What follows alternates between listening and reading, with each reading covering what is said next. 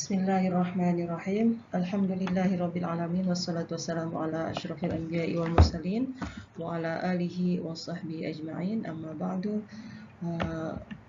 Di sini saya akan membentangkan kertas kerja yang memiliki tajuk penangguhan pemberian nafkah keluarga dalam masa Covid-19 dalam kerangka fiqh Islam bersempena dengan seminar INSLA 2020. Di sini pembahasan yang pertama, saya akan bincangkan tentang masalah pengertian nafkah karena kita berbicara tentang penangguhan nafkah yang dilakukan oleh kepala keluarga atau suami dalam keadaan ketidakmampuan dia untuk melaksanakan kewajibannya memberikan nafkah kepada keluarganya. Jadi kita bicarakan pertamanya adalah tentang pengertian nafkah itu sendiri. Menurut pandangan para fuqaha, bahwasanya pengertian nafkah adalah makanan yang wajib disediakan oleh seorang suami dalam kadar yang sudah ditetapkan untuk istrinya, baik pembantu istrinya juga atau orang tuanya, anaknya, dan binatang yang masuk dalam tanggungannya. Artinya sekalipun dia adalah binatang ini bukan seorang manusia, tapi karena dia berada dalam tanggungan si suami dan si istri tersebut ataupun dibela oleh suami dan istri tersebut, maka dia masuk ke dalam kategori yang juga wajib untuk dipenuhi nafkahnya. Termasuk juga yang dimasukkan dengan nafkah adalah semua keperluan istri dan orang yang berada di bawah tanggung jawabnya yang bukan hanya sekedar makanan, yaitu berupa pakaian, tempat tinggal, serta perkara-perkara lainnya yang berkaitan seperti kos perubatan, makanan yang menguatkan tubuh istri ketika dalam keadaan hamil dan selepas melahirkan, serta perkara yang lainnya dalam masa sekarang ini seperti misalnya sewa kereta, bil-bil air, elektrik, dan lain sebagainya. Kemudian nafkah ini seorang suami bila dia wajib untuk mula memberikan nafkah ke atas istrinya. Di sini ada dua pandangan para fuqaha. Untuk pandangan yang pertama, yaitu berdasarkan kepada kesepakatan daripada jumhur ulama yang terdiri daripada mazhab Hanafi, Syafi'i, Maliki, Hambali, bahwasanya nafkah wajib diberikan oleh seorang suami kepada istrinya bukan karena dilaksanakannya atau terlaksananya akad nikah, akan tetapi disebabkan ada unsur tamkin, yaitu di mana seorang istri bersedia untuk melakukan hubungan intim terhadap suaminya walaupun bukan dalam keadaan yang sebenarnya. Dalam pengertian hubungan intim, jika si istri memberikan isyarat dan tanda-tanda yang menunjukkan bahwasanya dia bersedia untuk melakukan hubungan intim dengan suaminya, maka pada saat itu seorang suami wajib untuk memberikan nafkah ke atas istrinya. Dan yang pandangan yang kedua, yaitu pandangan daripada mazhab Az-Zahiri yang mengatakan bahwasanya seorang suami mula wajib memberikan nafkah kepada istrinya jika sudah terlaksananya akad pernikahan. Walaupun misalnya selepas akad pernikahan ini si istri tidak mau melaksanakan kewajibannya sebagai seorang istri ataupun dia berlaku nusyuz kepada suaminya dan menolak untuk melakukan perbuatan intim dengan suaminya, maka disebabkan sudah terlaksananya akad pernikahan di antara keduanya, si suami tetap wajib untuk memberikan nafkah ke atas istrinya. Sedangkan mengenai kadar nafkah yang wajib diberikan oleh seorang suami kepada istrinya, di sini ada tiga pandangan para ulama ataupun para fuqaha. Pandangan yang pertama yaitu dari mazhab Syafi'i, juga sebahagian daripada mazhab Hanafi dan mazhab Az-Zahiri, bahwasanya adalah dasar bagi untuk menentukan kadar nafkah adalah berdasarkan kepada keadaan ekonomi si suami. Karena suami adalah orang yang untuk akan mengeluarkan nafkah, maka nafkah bagi pandangan yang pertama ini ukurannya adalah berdasarkan kepada kemampuan si suami. Sedangkan pandangan yang kedua menyatakan ini adalah berdasarkan kepada mazhab Maliki, bahwa ukuran penentuan kadar nafkah adalah berdasarkan kepada keadaan ekonomi si istrinya. Artinya jika si istri memiliki keadaan ekonomi yang melebihi si suami, maka si suami kena berusaha untuk memenuhi kadar nafkah yang diperlukan oleh si istri. Sedangkan untuk pandangan yang ketiga, yaitu berdasarkan kepada pandangan mazhab Hambali, juga pandangan yang masyhur dari mazhab Maliki, dan juga pandangan yang kedua daripada mazhab Hanafi, bahwasanya kadar nafkah ditetapkan berdasarkan kepada keadaan suami dan istri jika si suami dan isteri ini memiliki dasar ekonomi yang sempit dan bukan dalam kategori orang yang kaya, maka nafkah si suami wajib memberikan nafkah berdasarkan kepada keadaan ekonomi keduanya. Akan tetapi jika si isteri adalah orang yang kaya dan suami adalah orang yang tidak masuk ke dalam kategori orang yang kaya, artinya biasa-biasa saja, maka kadar nafkah akan diambil berdasarkan kepada kadar pertengahan, iaitu keadaan yang biasa saja. Di sini sekalipun isteri dalam keadaan ekonomi yang kaya dan sedangkan suami tidak sekaya isteri, maka diambil jalan pertengahan, iaitu kadar nafkah yang biasa saja. Kemudian kita beralih kepada nafkah yang tertangguh. Contohnya dalam keadaan yang semasa di mana ekonomi memang tidak menentu dan banyak kepala keluarga dan suami yang kehilangan kerja, menyebabkan mereka tidak mampu untuk memberikan nafkah kepada isteri dan keluarganya. Dalam keadaan seperti ini, apa jalan keluar yang diberikan oleh para fuqaha bagi para isteri yang tidak mendapatkan nafkah dari suaminya dalam kesempitan ekonomi sekarang ini? Di sini ada beberapa pandangan para fuqaha, iaitu pandangan yang pertama mengatakan bahwasanya jika suami menangguhkan pemberian nafkah ataupun tidak mampu memberikan nafkah, maka menurut mazhab Maliki, Syafi'i dan Hambali, bahwasanya sekalipun dalam keadaan suami tidak mampu untuk memberikan nafkah, akan tetapi hak isteri untuk mendapatkan nafkah tidak akan gugur. Artinya si suami masih memiliki beban untuk memberikan nafkah kepada istrinya pada bila-bila masa dia telah memiliki kelapangan untuk menunaikan kewajibannya tersebut.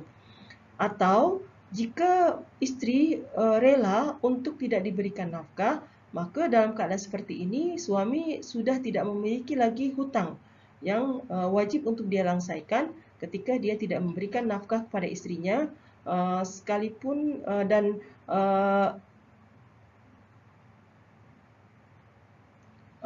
jika sekiranya si suami tidak mampu memberikan nafkah dan isteri tidak rela untuk digugurkan nafkahnya tersebut, maka ini akan menjadi hutang ke atas suami dan wajib untuk dia langsaikan pada bila-bila masa dia memiliki kemampuan untuk melangsaikannya. Sedangkan untuk pandangan yang kedua, yaitu berdasarkan kepada pandangan mazhab Hanafi, jika nafkah diwajibkan berdasarkan kesepakatan suami isteri atau dengan keputusan qadhi, atau suami mengizinkan isteri membuat hutang atas nama suami demi memenuhi nafkah keluarga dan perbelanjaan keluarga, maka nafkah yang tidak dapat ditunaikan oleh suami menjadi hutang ke atas suami dan suami kena membayar hutang tersebut dalam keadaan jika suami telah memiliki kemampuan. Dan jika isteri berhutang tanpa izin suami, maka suami tetap wajib membayar hutang yang dilakukan isteri selama masa ketidakmampuan suami untuk memberikan nafkah tersebut. Namun, hutang ini dia akan menjadi gugur sekiranya salah seorang daripada pasangan suami isteri itu meninggal dunia atau kerana isteri melakukan nusyuz, maka automatically nafkah yang pernah tertangguh daripada suami tidak wajib untuk dilangsaikan disebabkan perbuatan nusyuz si isteri, atau jika si isteri memang rela untuk membebaskan suami daripada hutang nafkahnya, maka automatically si suami telah tergugur kewajibannya untuk memberikan nafkah yang telah tertangguh dari beberapa masa tersebut. Sedangkan bagi pandangan yang ketiga, iaitu pandangan mazhab Az-Zahiri, mengatakan bahwasanya jika penangguhan pemberian nafkah disebabkan ketidakmampuan suami untuk memberikannya, maka gugur kewajiban suami untuk memberikan nafkah pada masa tersebut, iaitu pada masa dia tidak mampu untuk memberikan nafkah, maka dia tergugur kewajibannya tersebut, artinya dia tidak memiliki hutang yang wajib untuk dia langsaikan pada masa yang akan datang. Namun, jika suami mengalami kelapangan selepas itu, maka wajib ke atasnya untuk memberikan nafkah dari mula masa kelapangannya.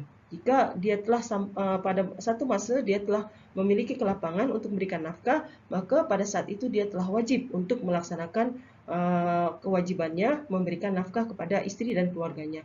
Dan suami tidak wajib bayar apa yang telah dibelanjakan oleh istri bagi menampung perbelanjaan keluarga pada masa suami dalam keadaan tidak mampu. Ini saja yang boleh saya sampaikan.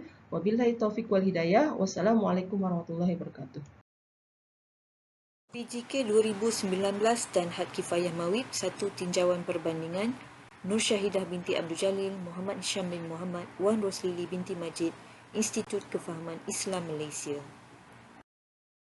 Pembentangan ini akan mengandungi 7 bahagian seperti berikut. Pengenalan.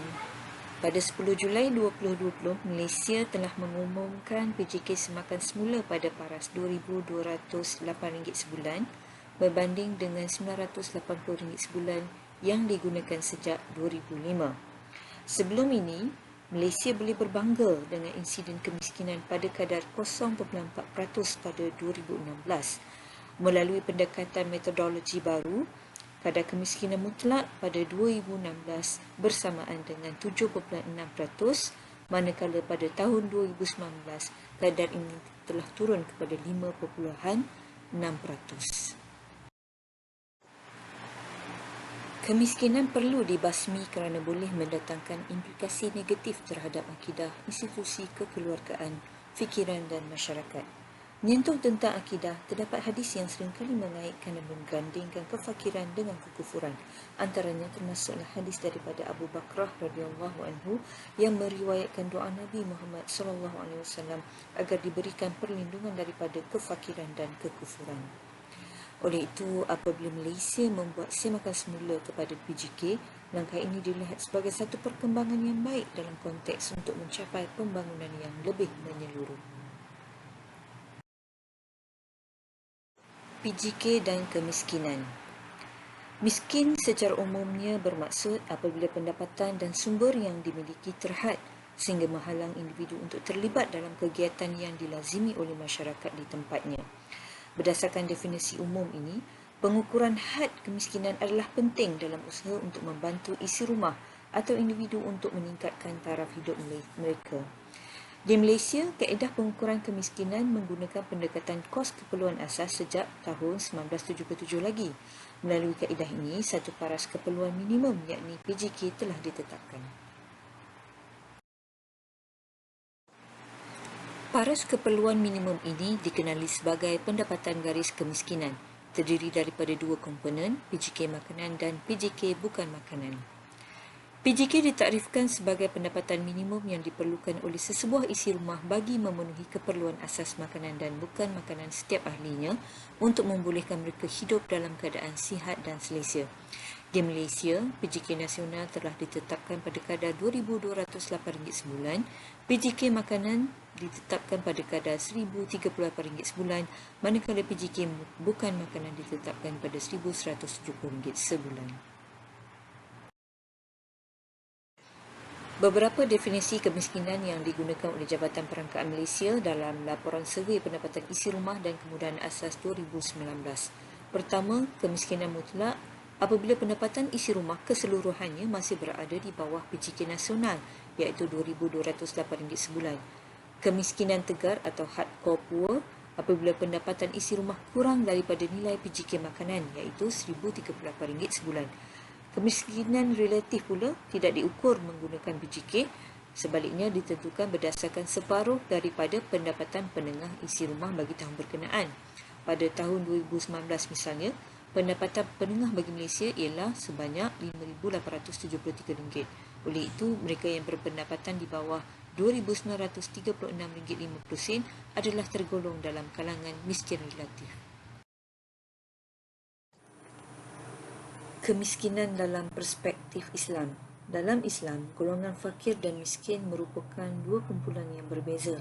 Oleh sebab itulah kedua-duanya tidak diletakkan dalam kumpulan sama sebagai yang layak menerima zakat di samping 6 asnaf yang lain. Berikut adalah definisi fakir dan miskin mengikut 4 mazhab yang utama. Dari segi konsepnya, miskin dan kaya dalam Islam juga sebenarnya merangkumi sudut material dan juga sudut rohani.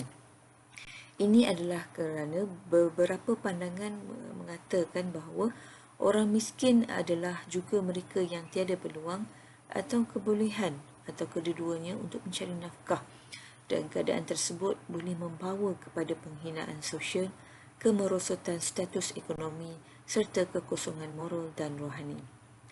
Sebenarnya kita juga boleh menggunakan tahap sara hidup termasuklah nisab ini sebagai indikator untuk mengukur kemiskinan.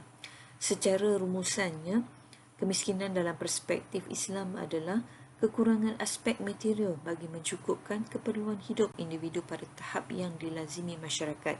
Selain itu, ia termasuklah merujuk kepada kekurangan pengisian rohani. Kekurangan dari kedua-dua aspek ini boleh diukur mengikut kaedah pengukuran semasa yang bersesuaian. Had Kifayah dan Dimensi PJK 2019. Secara umumnya terdapat dua konsep utama kemiskinan dalam Islam. Pertama ialah konsep keperluan, daruriyat, dan kedua adalah konsep had ataupun nisab. Dalam konteks mawib, had kifayah bermaksud suatu kadar keperluan asas minimum yang ditetapkan berdasarkan kos sara hidup semasa. Had ini juga digunakan bagi mengetahui berapakah kadar yang perlu dibantu untuk menepati kecukupan perbelanjaan asasi. Berikut adalah dimensi bagi had kifayah mawib, 6 dimensi: perlindungan, makanan pakaian, perubatan, pendidikan, pengangkutan dan makanan. Manakala yang di sebelahnya adalah komponen PJK 2019. Pertama, komponen PJK makanan dan kedua adalah PJK bukan makanan. Paras keperluan. Paras keperluan nasional telah ditetapkan pada kadar RM2,208 sebulan, manakala paras keperluan mengikut kategori had kifayah mawib disenaraikan seperti di dalam jadual. Perbandingan kata kunci dan dimensi serta pelaksanaan PJK 2019 dengan had kifayah mawib. Dalam aspek kecukupan, PJK memenuhi keperluan optimum, had kifayah mawib memenuhi keperluan asas minimum. Bagaimanapun, memenuhi keperluan asas minimum ini juga sebenarnya adalah berdasarkan kos sara hidup semasa. Keperluan asas minimum ini bermaksud kecukupan untuk memenuhi keperluan hidup pada tahap minimum yang dilazimi dalam masyarakat setempat dan ia boleh berubah mengikut keadaan semasa dan tempat.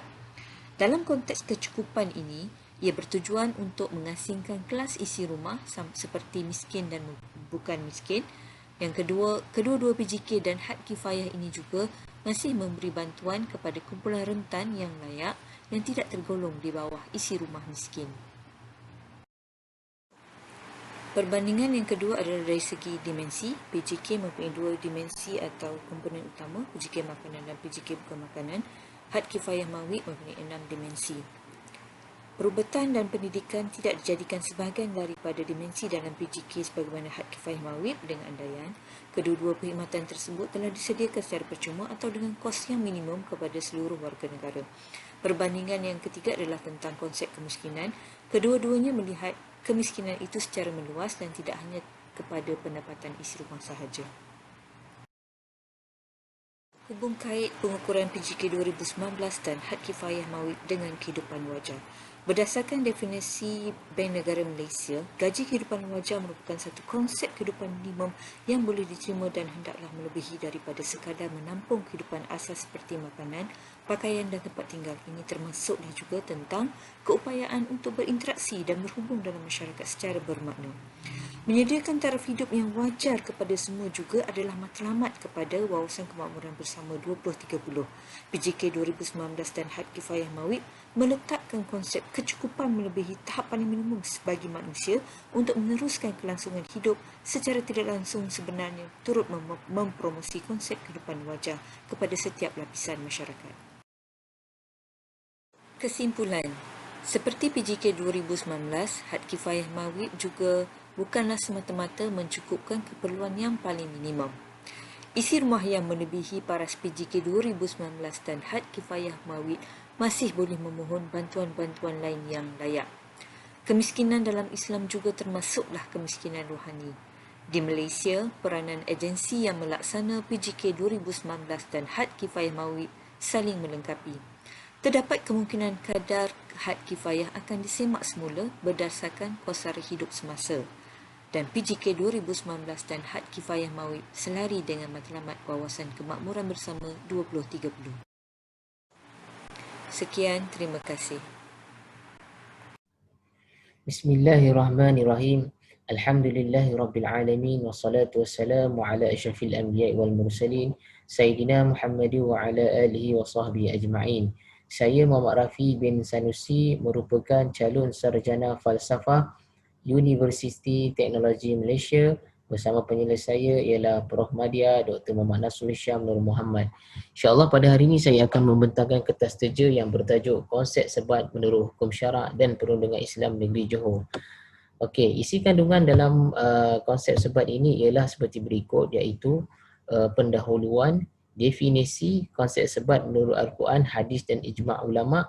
Seterusnya, kesalahan jenayah yang boleh dikenakan hukuman sebat di negeri Johor, tata cara pelaksanaan hukuman sebat di negeri Johor dan juga kesimpulan. Pendahuluan. Peruntukan hukuman sebat di negeri Johor jelas terdapat di dalam enakmen Kesalahan Jenayah Syariah 1997 dan di dalam enakmen Tata Cara Jenayah Syariah Negeri Johor 2003 bagi tujuan pelaksanaannya.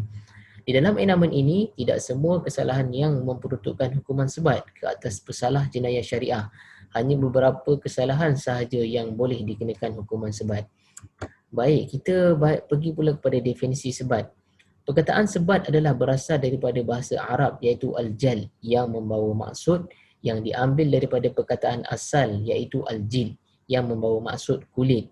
Menurut Ibu Manzur pula 1955, perkataan al-jal adalah sebagai satu kata nama terbitan daripada perkataan asalnya yang membawa maksud suatu deraan atau pukulan. Dari segi bahasa, seperti mengikut Kamus Dewan Bahasa dan Pustaka 2017, sebat didefinisikan sebagai pukul dengan menggunakan rotan dan lain-lain.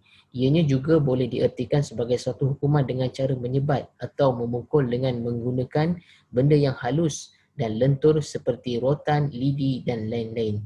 Selain itu juga, takrif sebat berdasarkan kaedah-kaedah hukuman sebat 1987 Negeri Kelantan membawa erti pukulan dengan rotan oleh pegawai yang ditugas khas oleh pihak berkuasa tempatan. Baik, konsep sebat menurut hukum syarak daripada Al-Quran, hadis dan fuqaha. Sebat ini sebenarnya adalah jelas terdapat dalam Al-Quran, seperti contoh dalam kesalahan zina. Allah Subhanahu Wa Taala telah menetapkan 100 kali sebatan ke atas penzina. Seperti mana dalam ayat Quran, iaitu az-zaniyatu waz-zani fajlidu kulla wahidin minhuma mi'ata jildah. Maksudnya perempuan yang berzina dan laki-laki yang berzina, maka deralah tiap-tiap dari keduanya 100 kali deraan. Seterusnya dalam hadis juga jelas terdapat hukuman sebat ini ataupun perkataan sebat ini. Seperti mana dalam hadis Rasulullah sallallahu alaihi wasallam, iaitu an Ubadah bin Samit, qala Rasulullah sallallahu alaihi wasallam, khudhu anni qad ja'alallahu lahunna sabila al-bikru bil bikr jildu mi'ata wa nafyu sana was-saybu bis-sayb jaldatu mi'ata wa rajam. Rawi Muslim. Okey, maksud hadis ini ialah daripada Ubaidah bin Samit bahawa Rasulullah SAW bersabda, ambillah daripadaku, sesungguhnya Allah Subhanahu Wa Taala telah mengadakan jalan keluar bagi mereka, iaitu perempuan-perempuan yang berzina jika dara dengan teruna maka disebat 100 kali dan pengasingan selama 1 tahun. Jika janda dengan duda maka disebat 100 kali dan direjam. Okey. Seterusnya inilah adalah salah satu juga hadis daripada Nabi Muhammad sallallahu alaihi wasallam berkenaan hukuman sebat, iaitu terdapat dalam kesalahan minum arak. Dan ini jelas juga terdapat seperti mana dalam hadis Imam Muslim yang diriwayatkan oleh Anas radhiyallahu anhu. Anas bin Malik qala an Nabi sallallahu alaihi wasallam jalda fil khamri bil jarid wan nu'al. Yang maksudnya daripada Anas radhiyallahu anhu, sungguhnya Nabi Muhammad sallallahu alaihi wasallam telah menyebat orang yang meminum arak dengan pelepah kurma dan selipar. Dalam hadis ini juga jelas bahawa kita nampak tentang perkataan sebat itu, iaitu ataupun pukul. Nabi Muhammad telah menyebat orang yang minum arak itu dengan pelepah kurma dan selipar. Kemudian Abu Bakar menyebat 40 kali, dan ketika Umar minta pandangan orang ramai yang datang daripada perkampungan, kemudian beliau berkata, apa pandangan kamu mengenai pukulan bagi peminum arak? Kemudian Abdul Rahman bin Auf berkata, aku mengira bahawa kamu akan menjadikannya sebagai hukuman hudud yang paling ringan. Maka Umar pun menyebat 80 kali sebatan kepada pesalah yang meminum arak. Baik, pendapat fuqaha berkenaan hukuman sebat bagi kesalahan hudud dan ta'zir. Secara ringkas ini adalah salah satu contoh, iaitu kesalahan berzina. Okey, pendapat fuqaha telah bersepakat bahawa hukuman ke atas kesalahan berzina ini terbagi pada dua, iaitu musan dan juga ghairu musan. Bagi hukuman kesalahan berzina musan, sepakat ulama mengatakan bahawa hukumannya adalah rejam sehingga mati. Walau bagaimanapun, pengikut Khawarij mereka berpendapat hadis yang sebelum ini yang disandarkan ke atas pesalah zina musan itu tidak mutawatir, yang mana sesuatu hukuman itu hanya disandarkan kepada Rasulullah SAW yang sahih dan amalan baginda sahaja yang boleh diterima. Mereka mengatakan hukuman sebat ke atas kesalahan penzina musan dan ghairu musan adalah bersandarkan daripada surah An-Nur seperti mana yang telah dibaca sebelum ini. Seterusnya adalah pendapat daripada Ibnu Ahmad Ibnu Hanbal, mazhab Az-Zahiri, mazhab Syiah Zaidiyah dan lain-lainnya berpendapat bahawa seseorang penzina musan hendaklah dikenakan hukuman sebat dan rejam. Maka mereka merujuk kepada amalan Sayyidina Ali radhiyallahu anhu yang menjatuhkan hukuman sebat ke atas seorang perempuan yang musan. Seterusnya adalah kesalahan berzina ghairu musan. Ini juga jumhur fuqaha sepakat bahawa hukumannya adalah 100 kali sebatan. Ia juga berdasarkan daripada dalil dalam surah An-Nur seperti mana yang sebelum ini, yang mana kandungan ayat tersebut mewajibkan sebatan 100 kali kepada kesalahan berzina. Berdasarkan hadis ini, iaitu khuzu anni qad ja'alahunna sabila al-bikru bil-bikri jaddu mi'ata wa nafyus sana. Seterusnya, ini adalah salah satu bentuk-bentuk kesalahan yang boleh dikenakan hukuman sebat di dalam enakmen kesalahan jenayah syariah 1997, iaitu hanya terdapat di bahagian 4. Bahagian 4 iaitu kesalahan yang berhubungan dengan kesusilaan, iaitu di bawah enakmen kesalahan jenayah syariah 1997. Terdapat hanya 7 sahaja kesalahan di dalam enakmen ini ataupun di dalam bahagian ini, iaitu yang pertama adalah di bawah Seksyen 20 perbuatan sumbang mahram, Seksyen 21 pelacuran, Seksyen 22 muncikari, Seksyen 23 persetubuhan luar nikah, Seksyen 24 perbuatan sebagai persediaan untuk melakukan persetubuhan luar nikah, Seksyen 25 liwat, Seksyen 26 musahaqah. Di mana menurut enakmen kesalahan jenayah syariah 1997 ini, mana-mana orang yang melakukan satu kesalahan di atas apabila mereka disabitkan, mereka boleh didenda tidak melebihi RM5,000 atau dipenjara selama selama tempoh tidak melebihi 3 tahun atau disebat tidak melebihi 6 sebatan atau dihukum dengan mana-mana kombinasi hukuman itu. Jadi memang wujud hukuman sebat ini dalam enakmen kesalahan jenayah syariah negeri Johor. Seperti contoh di bawah Seksyen 23 persetubuhan luar nikah yang memperuntukkan mana-mana orang lelaki yang melakukan persetubuhan dengan orang perempuan yang bukan isterinya yang sah adalah melakukan suatu kesalahan, dan apabila disabitkan boleh didenda tidak melebihi RM5,000 atau dipenjarakan selama tempoh tidak melebihi 3 tahun atau disebat tidak melebihi 6 sebatan dan dihukum dengan mana-mana kombinasi hukuman itu. Jadi jelas bahawa memang terdapat hukuman sebat ini di dalam enakmen kesalahan jenayah syariah negeri Johor 1997. Seterusnya adalah sedikit secara ringkasnya berkenaan dengan tata cara pelaksanaan hukuman sebat di negeri Johor, iaitu terdapat di bawah Seksyen 125 hukuman sebat. Jadi dalam tata cara ini dia memperincikan tentang alat sebatan dan juga pemegangnya dan juga lain-lain. Juga Seksyen 126 masa melakukan hukuman sebat itu dia lebih kepada tentang cara ataupun apabila dihukum sebat itu sebagai tambahan kepada hukum penjaraan. Hukum sebat itu tidaklah boleh dikenakan jika suatu rayuan dibuat dan sehingga hukuman itu disahkan oleh mahkamah rayuan yang berkenaan.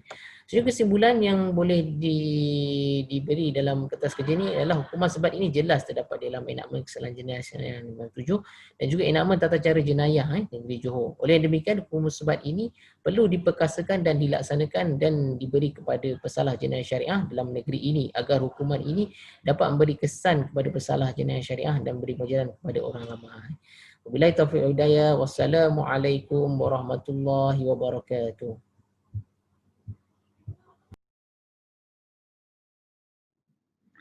Bismillahirrahmanirrahim. Assalamualaikum warahmatullahi taala wabarakatuh.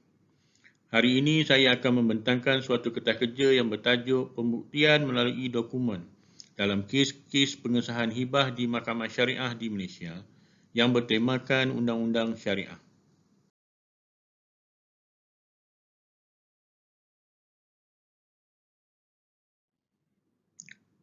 Tuan-tuan dan puan-puan,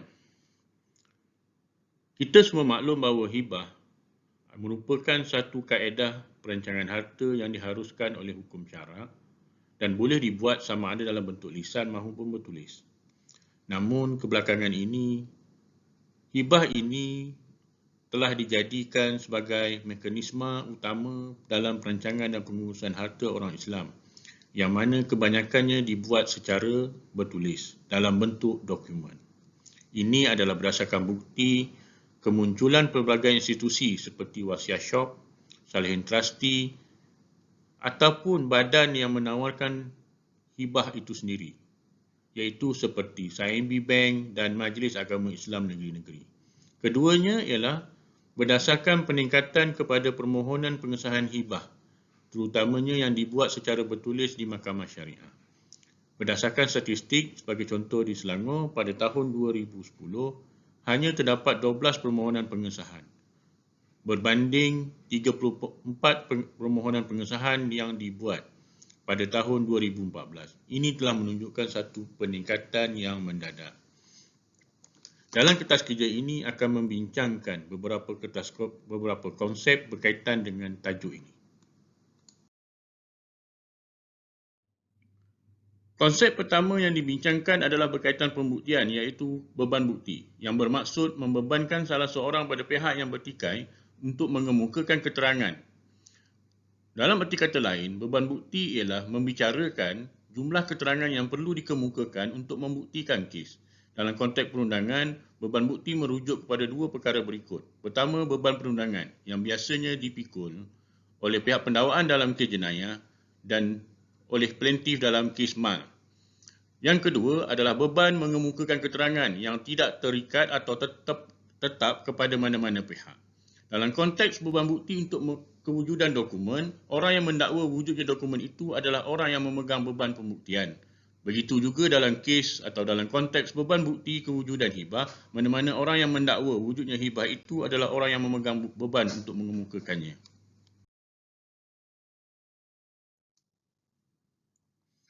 Konsep yang kedua ialah berkaitan dengan konsep dokumen. Dokumen ialah sesuatu yang menjelaskan atau menyifatkan dengan menggunakan lakaran atau salinan yang berbentuk zahir sama ada secara klasik atau secara elektronik dan seumpamanya.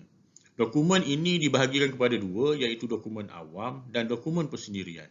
Dokumen awam adalah merupakan dokumen yang dikeluarkan oleh kerajaan atau pihak-pihak yang diberi kuasa oleh pemerintah untuk mengeluarkan.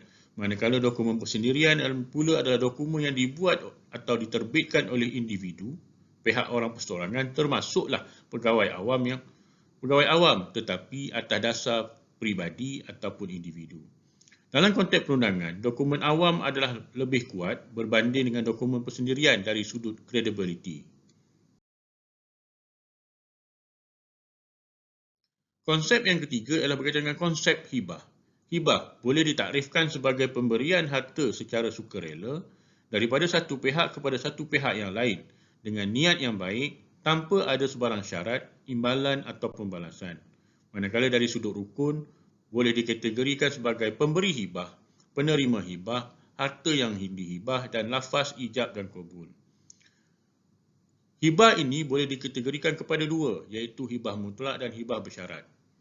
Dari sudut hibah bersyarat pula boleh dibahagikan kepada tiga, iaitu hibah dengan syarat balasan atau gantian, hibah bersyarat umrah dan hibah bersyarat rukbah. Dalam konteks hibah ini, kebelakangan ini dengan perkembangan yang ada, kebanyakan hibah dibuat dalam bentuk dokumen dan dokumen tersebut kebiasaannya boleh dipanggil sebagai dokumen perisytiharan hibah atau dokumen hibah. Dokumen hibah ini berfungsi dan membuktikan dua perkara. Pertama, dokumen ini membuktikan hibah tersebut telah dibuat mengikut hukum syarak dan undang-undang. Kedua, bagi memastikan harta yang diberikan kepada orang yang dinamakan itu tidak boleh dicabar oleh waris lain.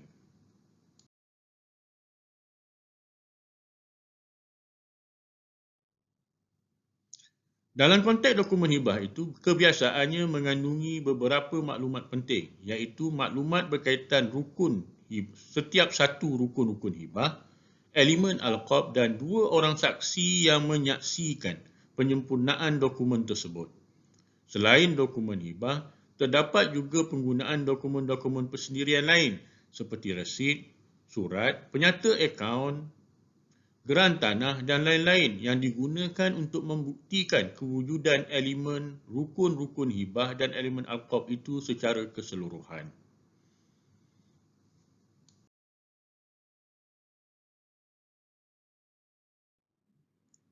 Semua hibah yang dibuat sama ada secara bertulis ataupun lisan hendaklah disahkan terlebih dahulu di mahkamah syariah sebelum boleh dikuatkuasakan.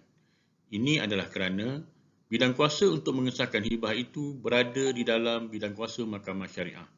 Seperti di wilayah persekutuan, bidang kuasa tersebut ada dinyatakan di dalam Seksyen 46, kurungan 2, kurungan B, kurungan 5 dan 6 Roman, Akta Pentadbiran Undang-Undang Islam Wilayah Persekutuan 1993. Semasa mengendalikan atau dalam membicarakan pengesahan suatu hibah itu, pihak-pihak hendaklah memastikan bahawa semua rukun hibah dan juga elemen alqab itu dibuktikan. Dalam membantu pembuktian elemen-elemen tersebut, dokumen sama ada awam ataupun persendirian ini boleh digunakan bagi membuktikan kewujudan hibah sama ada dari sudut rukun-rukun ataupun elemen alqab itu sendiri. Kegagalan membuktikan elemen-elemen dan rukun hibah itu akan menyebabkan permohonan pengesahan hibah ini akan ditolak. Seperti dalam contoh kes Azrai bin Abdul Aziz lawan Asyah dan seorang yang lain yang mana mahkamah telah menolak permohonan pengesahan hibah plaintiff kerana gagal membuktikan elemen berkaitan dengan hibah tersebut.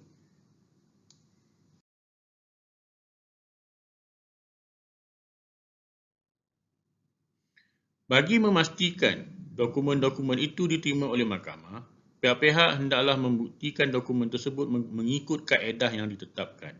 Dalam konteks dokumen awam boleh dibuktikan tanpa perlu mengemukakan pembuat dokumen dengan cara mengemukakan dokumen asal atau dengan cara mengemukakan salinan yang telah disahkan oleh pegawai yang menjaganya.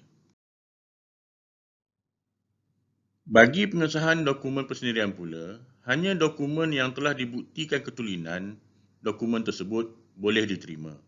Dokumen asal hendaklah dikemukakan kepada mahkamah untuk pemeriksaan. Seterusnya, dokumen tersebut hendaklah disokong melalui salah satu kaedah yang berikut. Pertama, pengakuan pembuat dokumen.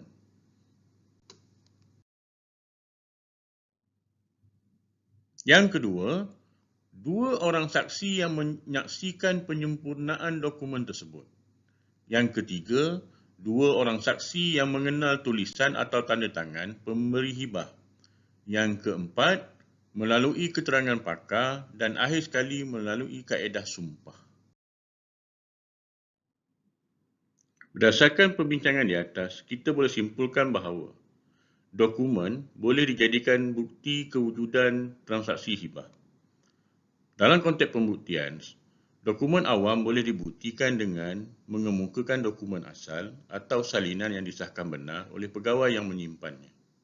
Dalam konteks penerimaan dokumen persendirian pula, hendaklah tertakluk kepada pembuktian berkaitan kesahihan dan ketulinan dokumen itu dan kaedah pembuktian itu hendaklah memenuhi kriteria dan tata cara yang telah ditetapkan oleh undang-undang.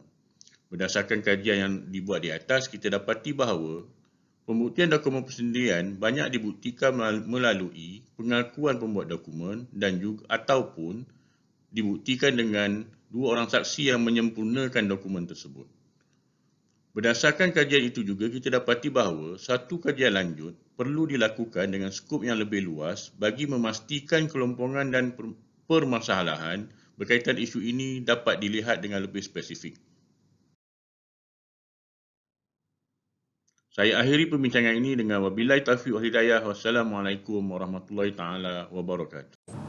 Bismillahirrahmanirrahim. Assalamualaikum warahmatullahi wabarakatuh. Tajuk pembentangan ini ialah pengharaman arak dan impak sosioekonomi ke atas masyarakat di Malaysia, satu perspektif Islam. Dari perspektif pengeluar arak, industri arak menyumbang kepada perkembangan sosioekonomi masyarakat dan juga negara. Sebagai contoh, dalam kajian yang dilakukan oleh Stewart Redquin pada 2016 ke atas CMBB, iaitu Confederation of Malaysian Brewers Berhad, yang dianggotai oleh dua buah pengeluar bir terbesar di Malaysia, Carlsberg Brewery Malaysia Berhad dan juga Heineken Malaysia Berhad, mendapati industri ini memberi impak dalam pelbagai dimensi sosioekonomi Malaysia. Sebagai contoh, untuk 2016, CMBB menyumbang sebanyak 3.7 bilion dalam bentuk gaji, cukai dan juga keuntungan kepada kerajaan Malaysia. Dan selain itu juga, industri ini dikatakan telah mewujudkan peluang pekerjaan yang banyak, iaitu sebanyak 60,000 peluang pekerjaan pada tahun tersebut. Dari aspek ekonomi konvensional, sumbangan-sumbangan yang dinyatakan ini adalah sesuatu yang bagus untuk masyarakat dan juga negara. Bagaimanapun, ini tak bermaksud ia juga diiktiraf sebagai sesuatu yang boleh diterima oleh Islam, kerana arak itu sendiri adalah haram di sisi syariah. Jadi penggunaan industri arak sebagai kaedah untuk mencapai matlamat ekonomi adalah jelas tidak sedari dengan semangat yang dianjurkan oleh Islam. Ini berdasarkan kepada kaedah fiqh al-wasail laha ahkam al-maqasid, iaitu semua wasilah baginya berdasarkan hukum yang hendak dicapai. Dan kaedah ini bermaksud setiap pendekatan yang digunakan untuk mencapai sesuatu tujuan itu mempunyai hukumnya yang tersendiri. Jika maksud yang hendak dicapai itu buruk ataupun jahat, maka sebarang bentuk wasilah ke arah mencapai perkara tersebut juga adalah ditegah. Begitu juga sekiranya tujuan yang hendak dicapai itu baik tetapi cara yang digunakan tak selari dengan Islam, maka ia juga adalah ditegah. Terdapat banyak kajian yang mengaitkan kesan bahaya pengambilan arak ini ke atas peminum dan juga persekitaran peminum tadi, serta masyarakat keseluruhan. Kesan-kesan ini termasuklah kesan-kesan sosial dan juga kesan-kesan ekonomi. Kesan-kesan sosial ini bermaksud kos yang terpaksa ditanggung oleh masyarakat dan persekitaran peminum tadi, dan ia tak eksklusif ditanggung oleh peminum arak sahaja. Dan sebenarnya kos sosial ini lebih menjurus kepada kesan ke atas kesejahteraan masyarakat. Contohnya, kemalangan jalan raya, masalah di tempat kerja, kemiskinan, masalah kesihatan, masalah keganasan rumah tangga, kegagalan melaksanakan peranan sosial terhadap keluarga, alkoholisme dalam kalangan remaja dan sebagainya. Dan seterusnya, kesan sosial ini memberi impak negatif terhadap aspek ekonomi secara keseluruhan, kerana aspek sosial ini merupakan unsur penting yang mempengaruhi produktiviti dan mutu penghasilan kerja. Dan di Malaysia, kesan-kesan negatif ini ada dilakukan oleh kajian-kajian yang dibuat oleh Asunta tahun 2001, Institut Penyelidikan Keselamatan Jalan Raya Malaysia MIROS, Statistik Polis Diraja Malaysia, Tinjauan Kebangsaan Kesihatan dan Mobiliti yang dibuat oleh KKM, Kementerian Kesihatan Malaysia, kajian-kajian yang dibuat oleh Singh et al. Tahun 2020 dan juga Shoesmith et al. Tahun 2016. Kesan sosioekonomi negatif yang timbul hasil pengambilan arak ini, jika kita hubungkan dengan konsep maslahah, maka kita akan lihat bagaimana arak ini menggagalkan usaha manusia untuk merealisasikan kebaikan dalam kehidupan seperti mana yang digariskan oleh syariah. Perkara pertama yang berlaku ke atas peminum arak adalah kehilangan akal. Ini secara jelas menyebabkan aspek penjagaan akal yang merupakan salah satu unsur maqasid syariah hilang daripada si peminum arak tadi. Dan daripada kehilangan kewarasan ini akan lahirlah pelbagai perkataan dan perbuatan buruk yang menyakiti hati manusia, yang akhirnya memungkinkan berlaku pembunuhan, pukul memukul, rompakan, kefasikan, penyebaran rahsia dan juga pengkhianatan terhadap pemerintah dan juga negara. Dari hanya kehilangan kewarasan, kemudaratan arak kemudiannya boleh menyebabkan unsur hifzuddin terjejas kerana akal merupakan asas kepada keimanan seseorang individu, dan keimanan inilah yang menjadikan manusia itu memikirkan tentang suruhan dan larangan Allah Subhanahu Wa Taala. Dan di dalam Al-Quran Allah mengaitkan arak ini dengan aspek pengabaian solat dan juga lalai daripada mengingatinya. Manakala contoh-contoh yang dikaitkan dengan hifzun nafsa yang berpunca daripada arak ini ialah masalah kesihatan seperti sirosis hati, kanser, kecelaruan mental, kemalangan jalan raya dan juga pergaduhan kaum. Manakala yang berkaitan dengan hifzun nasl, antaranya ialah keganasan rumah tangga, penderaan anak-anak, jenayah seksual, pengambilan arak dalam kalangan remaja. Manakala yang dikaitkan dengan penjagaan harta ialah kesan buruk pengambilan arak ini dapat dilihat melalui masalah kemiskinan dan juga masalah produktiviti serta kos yang terpaksa ditanggung oleh keluarga bagi menanggung kos perubatan si pemabuk tadi. Di Malaysia, aspek undang-undang, mekanisme percukaian dan juga kempen kesedaran dilihat dapat berperanan dalam usaha mencegah pengambilan arak dalam kalangan Muslim dan juga bukan Muslim. Kita mengamalkan dualisme undang-undang. Kita ada undang-undang syariah dan juga undang-undang sivil. Dalam kes yang berkaitan dengan arak, kedua-dua undang-undang syariah dan juga sivil adalah terpakai kepada orang Islam. Sebagai contohnya, di Selangor di bawah enakmen jenayah syariah, mana-mana orang Islam yang didapati minum arak di tempat terbuka boleh didenda tak melebihi RM3,000 ataupun penjara tak melebihi 2 tahun ataupun kedua-duanya sekali. Bagaimanapun, dari satu segi hukuman ini boleh dianggap tak memberi kesan, terutamanya bagi mereka yang mampu membayar denda yang dikenakan. Manakala bagi mereka yang bukan beragama Islam, undang-undang sivil sahaja yang terpakai kepada mereka. Dan apa yang menarik ialah dalam undang-undang sivil, perbuatan meminum arak bukan satu kesalahan walaupun sampai ke tahap mabuk yang melampau, selama mana peminum tadi tak melakukan ataupun tak mencederakan sesiapa ataupun tak memandu. Dan menurut undang-undang sivil ini, hanya mereka yang mabuk yang melakukan jenayah sahaja yang boleh disabitkan kesalahan.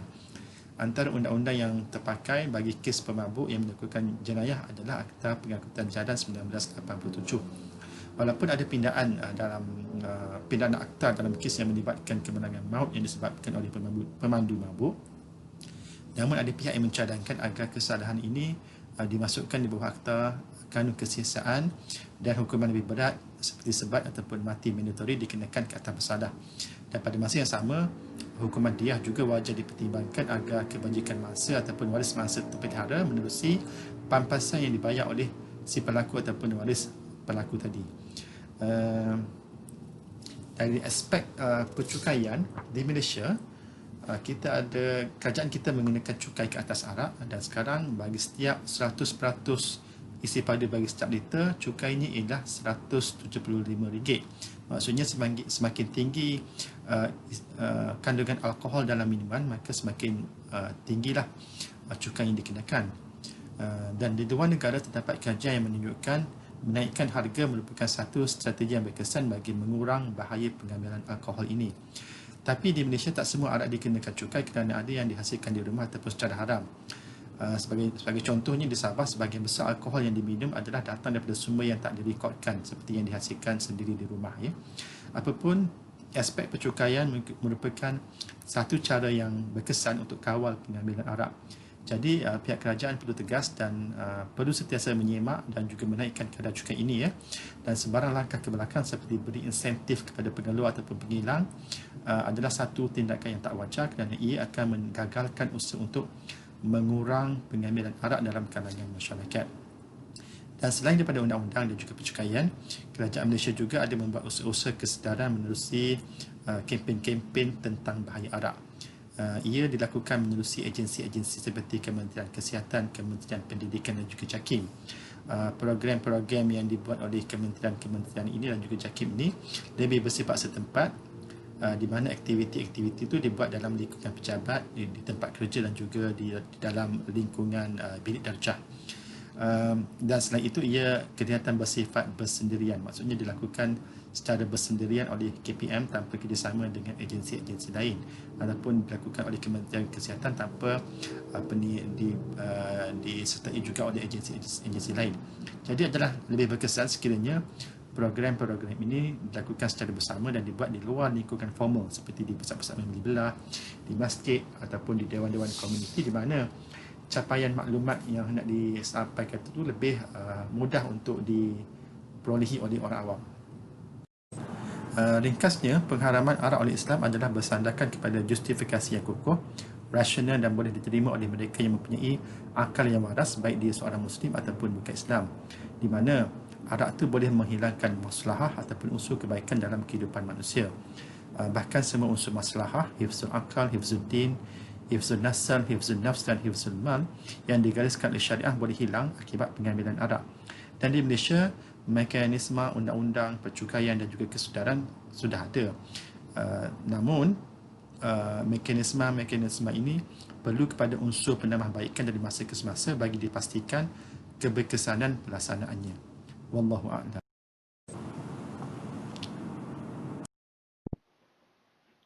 Bismillahirrahmanirrahim. Assalamualaikum warahmatullahi wabarakatuh.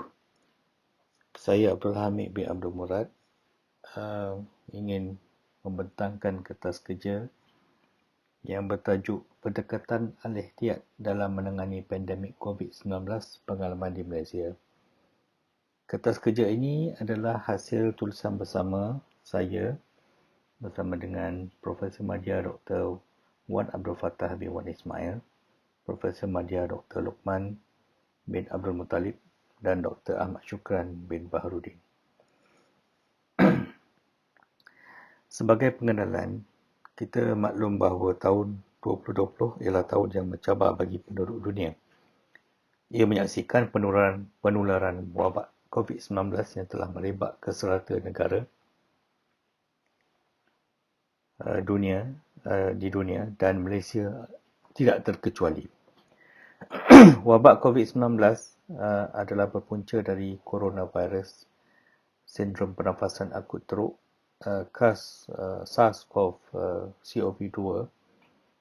Buat masa ini, setakat kertas kerja ini ditulis, terdapat seramai 32,110,696 orang telah dijangkiti wabak COVID-19, manakala jumlah kematian adalah seramai 980,031 orang setakat kertas kerja ini ditulis. Jumlah ini telah bertambah kepada lebih daripada angka yang telah dinyatakan.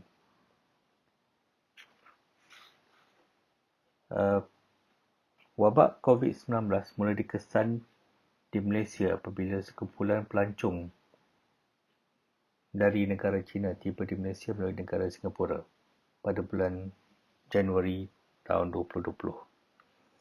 Wabak ini dikatakan berasal dari bandaraya Wuhan, Hubei, China apabila ia dikesan pada pertengahan bulan Disember 2019. Pertubuhan Kesihatan Sedunia WHO telah mengiktirafkan wabak COVID-19 sebagai pandemik pada 11 Mac 2020. Antara tindakan awal yang telah diambil oleh kerajaan Malaysia ialah menyarankan masyarakat supaya mencuci tangan dengan air dan sabun dengan kerap, menutup mulut dan hidung ketika bersin dan batuk, memasak daging dan telur dengan sempurna, dan serta mengelak sentuhan dengan individu yang mempunyai gejala. Selain daripada saranan yang telah dikeluarkan oleh Kementerian Kesihatan Malaysia, Majlis Keselamatan Negara juga telah mengeluarkan beberapa arahan untuk mengawal pergerakan Malaysia, antaranya Perintah Kawalan Pergerakan PKP, Perintah Kawalan Pergerakan Diperketatkan PKPD, Perintah Kawalan Pergerakan Bersasar PKPB, Perintah Kawalan Pergerakan Pemulihan PKPB.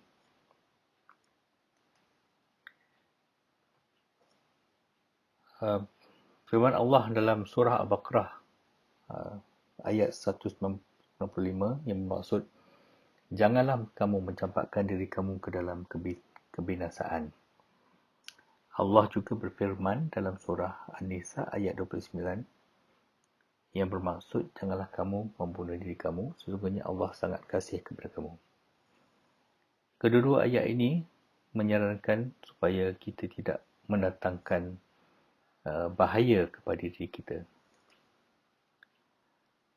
Hadis Nabi Muhammad SAW juga yang diriwayatkan oleh Sa'ad Ibn Sinan Al-Khudri bermaksud, tidak boleh melakukan perbuatan yang mudarat dan tidak boleh melakukan perbuatan yang memudaratkan orang lain.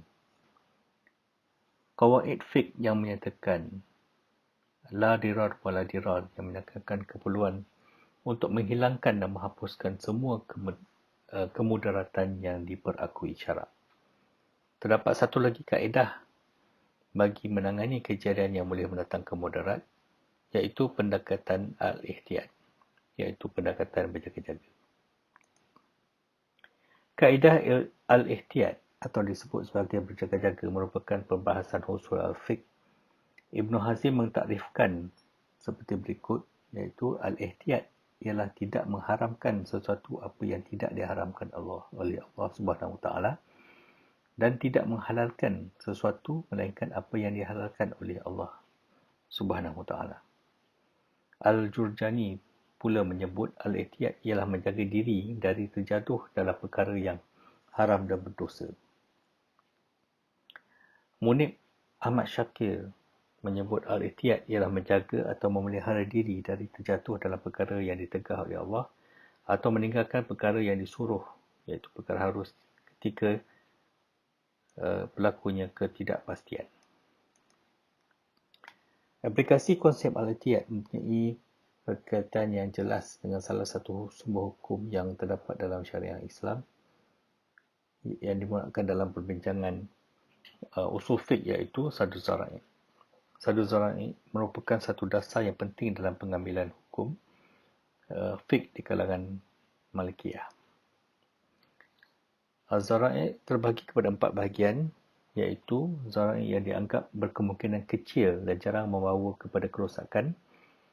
Di sini, majoriti fuqaha berpendapat bahawa perkara ini adalah diharuskan. Zara'i yang kedua, Zara'i yang dianggap berkemungkinan membawa kerosakan.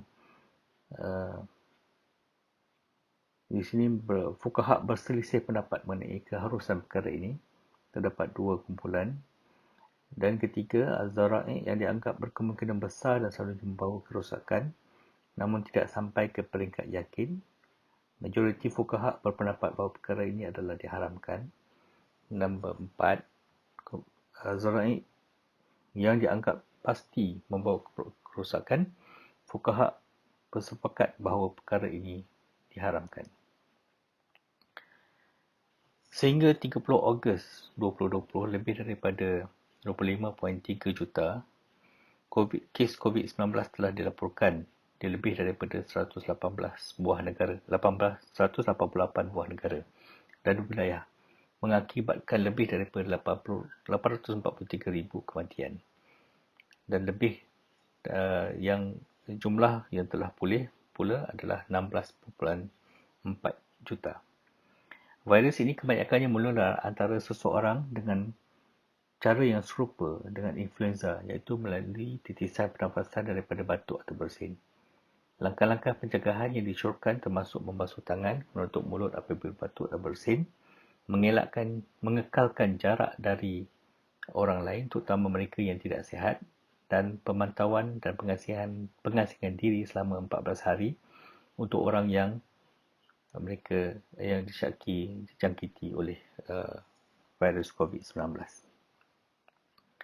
Antara tindakan yang telah disarankan oleh Pertubuhan Kesihatan Sedunia (WHO) untuk mengawal wabak COVID-19 ialah kerap membasuh tangan dengan sabun atau menggunakan pencuci tangan (hand sanitizer), memastikan jarak sekurang-kurangnya 1 meter dari individu yang mengalami batuk atau bersin, mengelakkan dari kerap menyentuh muka, menutup mulut dan hidung apabila batuk dan bersin, duduk di rumah apabila merasa kurang sihat, mengurangkan merokok atau aktiviti yang boleh melemahkan paru-paru, mengamalkan penjarakan fizikal dengan mengelakkan diri dari keluar rumah dengan kerap dan berada dalam kumpulan yang ramai.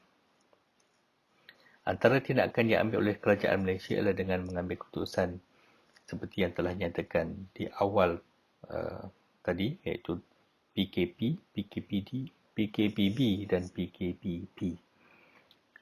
Tindakan kerajaan Malaysia telah berjaya mengurangkan jumlah pesakit yang dijangkiti virus COVID-19. Selain dari tindakan yang diserangkan di atas, kerajaan Malaysia juga telah meluluskan beberapa undang-undang yang khusus untuk menangani kesan negatif wabak COVID-19, iaitu Akta Pencegahan dan Pengawalan Penyakit-Penyakit 1988 dan Akta Polis 1987. Aplikasi kaedah al-ihtiyat dalam menangani wabak COVID-19. Fuqaha telah meletakkan beberapa panduan asas bagi pengalaman mengamalkan ihtiyat, iaitu masalah tersebut adalah mempunyai syubhah yang kuat, ihtiyat yang diamalkan tidak membawa kepada suatu masyarakat yang lain, pengamalan al-ihtiyat tidak membelakangkan dan tidak bertentangan dengan syarak, dan hukum ihtiyat diamalkan taklah selari dengan maqasid syariah. Sebagai rumusan, Allah telah menyarankan manusia supaya tidak melakukan sesuatu tindakan yang memudaratkan diri mereka dan juga orang lain. Ilmu sains dan kesihatan yang terdapat pada masa ini belum cukup untuk mengekang kesan negatif dari wabak COVID-19. Memandangkan vaksin dan untuk mengawal penularan wabak COVID-19 masih lagi belum ditemui, maka tindakan yang sewajarnya diambil ialah mengambil langkah berjaga-jaga. Pendekatan al-ihtiyat boleh membantu masyarakat Malaysia dan warga dunia untuk mengekang kesan negatif dari wabak COVID-19. Sekian, terima kasih.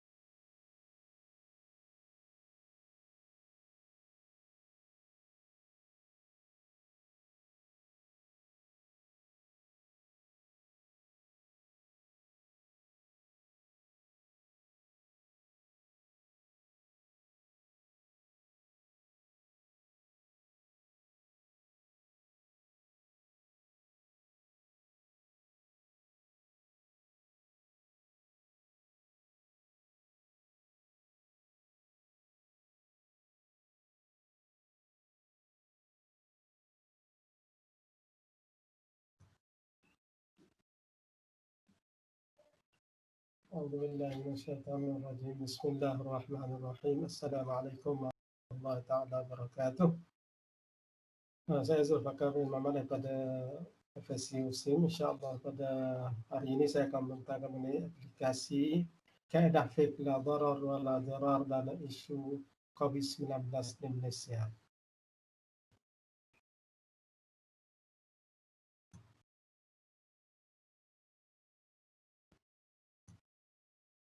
Okey, kandungan pembentangan saya adalah meliputi pendahuluan definisi kaedah la darar wa la dirar, dalil kaedah, kepentingan kaedah, kaedah pecahan yang terdapat pada kaedah utama la darar wa la dirar, aplikasi kaedah berdasarkan kepada isu COVID-19 di Malaysia, dan seterusnya kesimpulan dan penutup. Sebagai pendahuluannya, penggunaan kaedah fiqh sebagai salah satu sumber sandaran hukum menjadi pertikaian antara para fuqaha. Terdapat fuqaha yang mengharuskan penggunaannya tertakluk kepada syarat tertentu, dan ada fuqaha yang tidak mengharuskan penggunaannya sebagai sandaran hukum. Sungguh pun begitu, dalam kebanyakan keadaan terdapat banyak kaedah-kaedah fiqh yang dijadikan penguat ataupun hujah sokongan kepada dalil-dalil fiqh yang lain. Lebih-lebih lagi jika kaedah tersebut adalah bersumberkan daripada dalil-dalil Al-Quran dan hadis Nabi SAW. Antara kaedah tersebut adalah kaedah la darar wa la dirar, yang bersumberkan secara langsung daripada hadis Nabi sallallahu alaihi wasallam. Okey, definisi kaedah la darar wa la dirar. Kaedah ini ada dua perkataan utama dalam kaedah ini, iaitu darar dan dirar. Darar adalah perkataan berasal daripada akar kata darra yang bermaksud sesuatu yang bertentangan dengan manfaat. Sementara dari segi istilahnya ia bermaksud melakukan kerosakan terhadap kemaslahatan yang disyariatkan sama ada terhadap diri sendiri atau orang lain secara tidak benar, melampau ataupun cuai. Sementara kalimah darar pula terdapat perbezaan pandangan fuqaha. Ada fuqaha menyatakan maknanya sama dengan darar dan disebutkan dalam hadis hanya sebagai takkid untuk menguatkan ayat. Manakala sebahagian ulama yang lain mengatakan darar adalah memberi memudarat kepada orang lain dan tidak memudaratkan kamu, sementara kalimah dirar ialah membalas kemudaratan yang dilakukan oleh orang lain dengan mudarat dengan hal yang tidak setara dan bukan untuk membela kebenaran. Itu ialah ada sedikit perbezaan antara darar dan dirar pada kalangan setengah fuqaha. Walau apapun perbezaannya, kaedah fiqh la darar wa la dirar secara umumnya menjelaskan bahawa semua jenis kemudaratan yang menimpa mana-mana pihak, maka kemudaratan tersebut wajib dihilangkan daripada terus berlaku. Wajib kata setiap Muslim menghilangkan mudarat terhadap dirinya, begitu juga tidak harus bagi Muslim tersebut menyebabkan mudarat kepada orang lain. Dalil kaedah ini adalah berdasarkan daripada hadis Nabi sallallahu alaihi wasallam dan juga ayat Quran yang menentangkan kita supaya tidak melakukan kemudaratan kepada orang lain ataupun kepada diri sendiri. Antaranya firman Allah Subhanahu wa taala, wa idza talaqtumun nisaa fa balaghna ajalahunna fala famsikuhunna bima'rufin aw sarrihuhunna bima'ruf ولا تمسكوهن ضرارا لتعتدوا فمن يفعل ذلك فقد ظلم نفسه ولا تتخذوا آيات الله هزوا واذكروا نعمة الله عليكم وما أنزل عليكم من الكتاب الحكمة يعظكم به واتقوا الله واعلموا أن الله بكل شيء عليم. Di mana dalam ayat ini Allah Subhanahu wa taala memerintahkan melarang bekas suami daripada melakukan kemudaratan kepada bekas isterinya kerana ia merupakan suatu kezaliman kepada isteri tersebut. Allah Subhanahu wa taala melarang mereka daripada merujuk balik kepada isterinya dengan niat untuk melakukan kezaliman kepada isteri tersebut, dengan niat untuk supaya isteri tersebut tidak dapat berkahwin lain dan sebagainya, maka itu merupakan darar yang tidak dibenarkan oleh syariat Islam. Dan begitu juga dengan hadis Nabi sallallahu alaihi wasallam yang secara jelas menunjukkan bahawa tidak boleh melakukan kemudaratan kepada diri dan kepada memudaratkan diri dan orang lain. La darara wa la dirar. Jadi daripada ayat Al-Quran dan hadis Nabi sallallahu alaihi wasallam ini menunjukkan bahawa syariat Islam mengambil berat dalam perkara yang mendatangkan manfaat kepada manusia secara keseluruhannya dan menghalang mereka daripada melakukan kemudaratan kepada diri dan masyarakat. Ia juga bertujuan untuk mendidik umat Islam akan makna keluasan rahmat dan kasihan belas sama manusia, menyeru umat Islam untuk supaya membenci kezaliman, kerusakan dan kerosakan, dan tentulah kesemua ini adalah untuk mencari keridhaan Allah Subhanahu wa taala. Dan sebagaimana dimaklumi bahawa keadaan la darar wa la dirar ini merupakan keadaan asal, keadaan asas, keadaan utama. Dan di bawah kaedah ini ada pelbagai kaedah cabang yang menyokong, yang mentakhsiskan kaedah la darar wa la darar. Antara kaedah tersebut adalah kaedah ad-dararu yuzal, kemudaratan hendaklah dihilangkan. Yang kedua, kaedah dar'ul mafasid aula min jalbil masalah, menolak kerosakan lebih utama dari mendatangkan kebaikan. Ada kebaikan, ada keburukan, tapi sekiranya sama antara keduanya, maka menolak kemudaratan lebih utama daripada kebaikan. Begitu juga ada kaedah lain, yatahammalu ad-dararul khas li daf'i ad-dararil 'am. Ditanggung kemudaratan yang khusus untuk menolak kemudaratan yang umum. Ada kemudaratan yang khusus untuk individu, ada kemudaratan umum untuk masyarakat. Maka diutamakan kemudaratan umum kepada masyarakat. Ada kaedah lain, ad-darar yadfa' biqadari al-imkan. kemudaratan dihindari sebaik mungkin mengikut kemampuan manusia tersebut. Dan kaedah yang akhir antara kaedah pecahan di bawah kaedah la darar wa la darar, tasarruful insan fi khadisi haqqihi innama yasihhu idza lam yatadarrar bihi ghairuh. Tindakan seseorang manusia pada perkara yang menjadi miliknya hanya sah apabila tidak memudaratkan orang lain. Walaupun perbuatan barang itu milik kita, tapi sekiranya menyebabkan kemudaratan kepada orang lain, dia juga tidak dianggap benar di sisi agama Islam. Okey, kita lihat kepada aplikasi kaedah ini. Kaedah ini dari segi apabila berlakunya COVID-19 di Malaysia. Macam mana kaedah ini dapat menangani isu COVID-19 dan langkah-langkah pencegahan yang telah dilakukan. Ia bertepatan dengan kaedah ataupun sebaliknya. Yang pertama kita lihat kepada kaedah pecahan ad-darar yuzal. Kemudaratan hendaklah dihilangkan.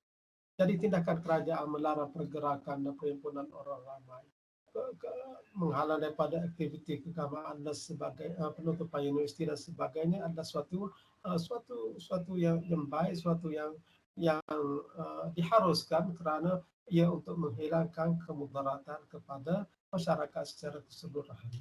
Begitu juga tindakan menyekat kegiatan monopoli yang dilakukan pihak tertentu dengan meletakkan harga shilling yang munasabah kepada barang yang keperluan asasi semasa COVID-19 juga adalah merupakan satu amalan, suatu perbuatan yang menepati aplikasi kaedah ad-darar yuzal. Kerana maknanya dengan meletakkan harga shilling pada topeng muka, contohnya ia akan dapat menghalang daripada peniaga menaikkan harga sesuka hati yang memudaratkan masyarakat dan sebagainya. Begitu juga mematuhi perintah kuarantin, sama ada di hospital atau di rumah, tidak melarikan diri, tidak menyembunyikan fakta dan sebagainya, akan mengurangkan risiko jangkitan kepada orang lain. Seterusnya, jika dilihat kepada kaedah dar'ul mafasid aula min jalbil masalih, antara contohnya ialah antara contoh yang dekat dengan kita pada masa ini ialah semasa mesyuarat jawatan kuasa khas yang telah bersidang pada 15 Mac 2020 telah memutuskan untuk menangguhkan sementara aktiviti di Masjid Nasrullah termasuk salat Jumaat dan berjemaah.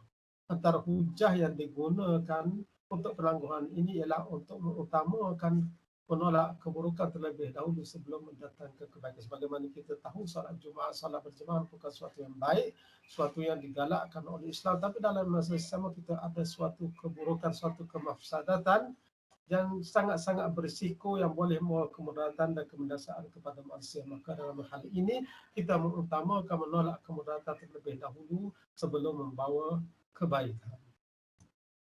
Dan yang ketiga, yatahammalu ad-darar al-khas li daf'i ad-darar al-'am, ditanggung kemudaratan yang khusus untuk menolak kemudaratan yang umum. Tindakan kuarantin misalnya yang dikenakan kepada sebilangan pesakit COVID-19 adalah berasas bagi mengelakkan lebih ramai masyarakat terkena dengan wabak atau penyakit tersebut.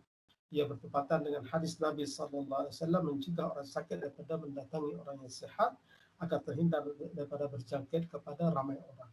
Sabda Nabi SAW, la yu'idanna mumridun ala musihhi. Okey, dan seterusnya antara contoh aplikasi kaedah la darar wa la dirar dan pecahannya dalam isu COVID-19, ad-darar yadfa' biqadaril imkan.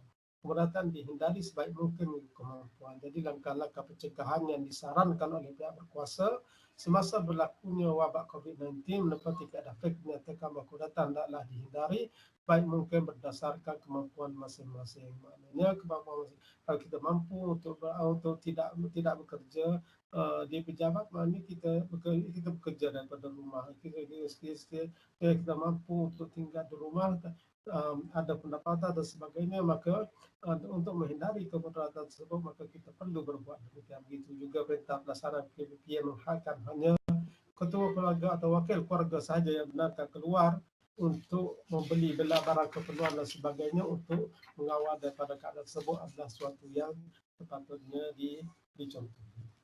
Okey. Seterusnya, antara contoh terakhir ialah tasarruful insan fi khalis haqqihi innama yasihhu idza lam yatadarrar bihi ghairu. Tindakan manusia pada perkara yang menjadi miliknya hanya sah bila tidak memudaratkan orang lain. Seorang telah dijangkiti COVID-19 tidak harus melakukan perbuatan atau tindakan yang boleh menyebabkan orang lain mendapat jangkitan yang sama, walaupun pesakit mempunyai hak terhadap tubuh badannya, tapi dia tidak boleh menggunakan haknya dengan cara yang salah.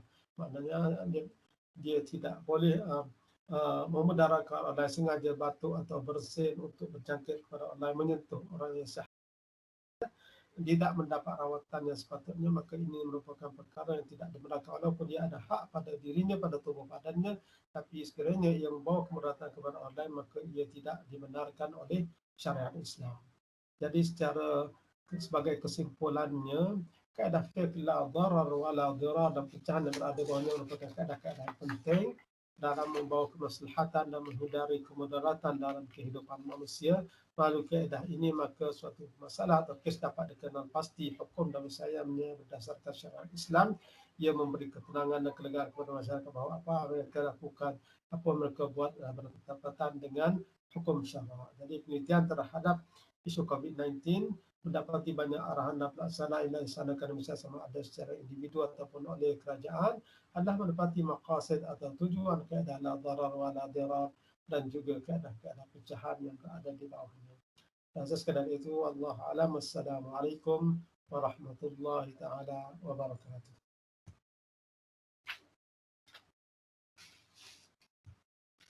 Bismillahirrahmanirrahim. Assalamualaikum warahmatullahi wabarakatuh. Okey, nama saya Kevin Nisa Hadisan Kadir. Dan pembentang untuk International Seminar on Syariah and Law 2020 dalam kertas kerja saya ini yang bertajuk Analisa Amalan Perkahwinan Rohingya menurut Undang-Undang Keluarga Islam dan Prinsip Madrasah Syariah di Malaysia. Dan saya terima kasih kepada Dr. Dina Ibn Subhaan dan juga Dr. Farhana Binti Muhammad Suhaimi yang bekerjasama untuk kertas kerja kali ini. Okey, saya akan menceritakan latar belakang kajian ini adalah di awalannya di mana perkahwinan atau pernikahan adalah kaedah yang memulihkan hubungan jenis mengikut undang-undang. Undang-undang berkaitan prosedur perkahwinan dapat menentukan kesahan sesuatu perkahwinan di kalangan warga negara, sesama bangsa maupun berbeza etnik. Okay. Di mana perkahwinan ini tidak terlepas pada undang-undang sahaja, maka dia akan berkaitan rapat dengan maqasid syar'iyah, di mana maqasid syar'iyah ini adalah konsep perlindungan. Perlindungan yang mana saya tekankan sini adalah hifzun nasab, itu keturunan, di mana memberi jaminan kelangsungan hidup manusia untuk terus hidup. Okey, di mana dalam hifzun nasab ini sendiri memberi satu ikatan perkahwinan yang halal dan dapat mencegah daripada berzina. Kemudian menjaga wanita yang baik dan lelaki yang baik. Tanpa perkahwinan, dia menjadi satu perkara yang dilarang di sisi hukum syarak. Dalam Al-Quran kita dapati larangan berzina ini dinyatakan dengan jelas dan tegas. Allah Subhanahu Wa Taala berfirman, "Wala taqrabu zina, innahu kana fahishatan wa sa'a sabila." Dan jangan menghampiri hubungan seksual yang tidak sah. Sesungguhnya ia selalu menjadi maksiat dan jahat sebagai cara. Di Malaysia kita ada undang-undang keluarga Islam yang mana memberi panduan kepada orang Islam, warga negara dan warga negara untuk menjalani prosedur dengan betul, bermula di peringkat pendaftaran perkahwinan sehingga di peringkat penceraian. Secara hukumnya sah dan berautoriti. Okay. Di Malaysia, warga negara dapat menjalani nikmat yang sangat baik, sama ada di peringkat sivil dan juga syariah. Begitu juga bukan warga negara yang mana mereka tidak dikecualikan daripada dikenakan undang-undang. Maka perkahwinan bagi bukan warga negara dilaksanakan mengikut prosedur yang telah ditetapkan oleh pihak berkuasa. Tetapi dalam isu ini, saya cuba bangkitkan bagi mereka yang bukan warga negara tetapi berstatus pelarian. Dia sangat berbeza bagi warga negara yang memang kita tahu kesahan status mereka. Tetapi untuk pelarian Rohingya, di mana mereka tidak dapat ditentukan, melainkan adanya badan berautoriti yang dapat mengesahkan status mereka, iaitu United Nations Human Convention of Refugees. Okey, dari sudut Malaysia, Malaysia ni tidak ada mengikat perjanjian Convention 1951 maupun Protokol 1916, di mana Malaysia hanya menerima kehadiran mereka ini hanya sebagai dasar kemanusiaan sahaja. Yang mana dari dulu lagi Malaysia dipandang tinggi oleh di badan-badan pihak antarabangsa mengenai sifat negara Malaysia ini sendiri yang menerima kehadiran pelarian ini. So anggaran pelarian di Malaysia yang berdaftar di bawah UNHCR iaitu lebih kurang 100,000. Itu antara anggaran berdaftar. Tetapi yang tidak berdaftar mungkin lebih daripada itu, kemungkinan besar. Jadi apabila isu ini semakin lama semakin dibuat hangat oleh setengah pihak, maka melibatkan banyak isu.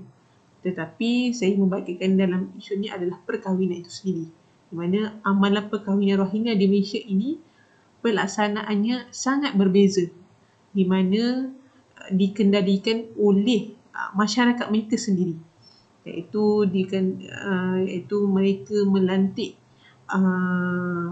para ustaz ataupun mullah yang terlebih alim untuk menguruskan pernikahan mereka dan sebagai juru nikah. Di samping itu, bukan sahaja di peringkat pendaftaran perkahwinan, bahkan di peringkat penceraian juga mereka menguruskan sendiri tanpa pelibatan pihak berkuasa. Jadi sedia maklum, Jabatan Kemajuan Islam Malaysia JAKIM hanya memberi keizinan kepada masyarakat Rohingya untuk menguruskan kehidupan masyarakat mereka saja. Tetapi dari sudut undang-undang tidak ada, hanya sokongan sahaja. Begitu juga jika isu bercerai pun, pelarian Rohingya ini tidak berdaftar. Kebanyakannya mereka lari dan mereka berkahwin mengikut suka hati. Itu bahasa kasarnya lah. Jadinya mereka menjalani kehidupan Malaysia ni hanya sekadar perlindungan sementara.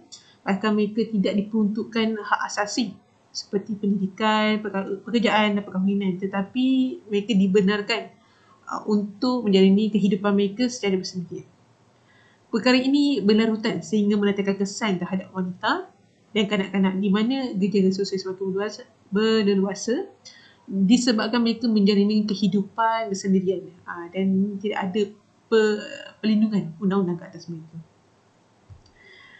Oleh itu, objektif kajian ini saya ketengahkan, di mana yang pertama menerangkan konteks perundangan keluarga Islam yang merangkumi hifzun nasab dalam melindungi semua lapisan masyarakat, terutamanya pelarian Rohingya. Okay. Yang kedua, perbincangan mendalam akan dibuat mengenai prosedur perkahwinan bagi bukan warga negara, pelaksanaan undang-undang membabitkan pelarian Rohingya. Dan yang ketiga, menganalisa untuk melihat sejauh mana undang-undang keluarga Islam dan amalan perkahwinan pelarian ini sendiri selari dengan maqasid syariahnya.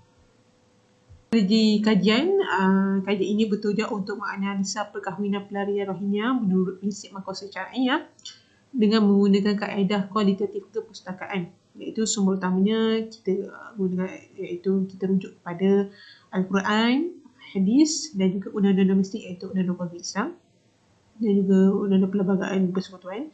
Kemudian sumber kedua iaitu buku, jurnal, artikel.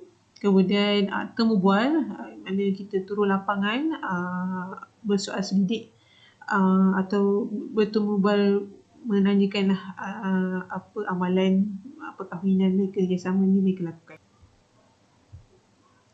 So kajian lepas yang kita dapati iaitu menurut Zaini Yunista, Mak Yusof, Sharifah Han Abdul Rahman, iaitu saya minta maaf dia bahasa Inggeris. So So saya cuba untuk meringkaskan dalam bahasa Melayu lah, iaitu di mana kita melihat undang-undang keluarga Islam ni diterima pakai kepada semua orang Islam. So who are Muslims, isunya adalah kepada semua orang Islam.